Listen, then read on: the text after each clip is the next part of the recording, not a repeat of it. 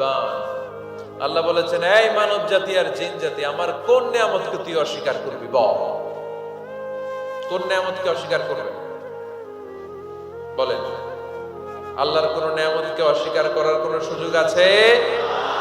ওয়া ইন তা'উদ্দু নি'মাতাল্লাহি লা তুহসুহা ইন্নাল ইনসানা লাযালুমুন কাফার।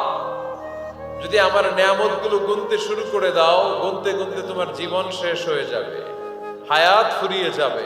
আমি আল্লাহর নিয়ামত গুনে কশিনকালেও তোমরা শেষ করতে পারবে।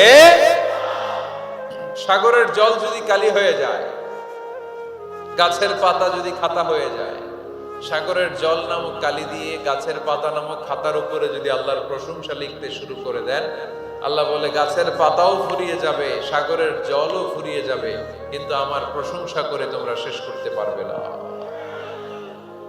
এজন্য আল্লাহর প্রশংসা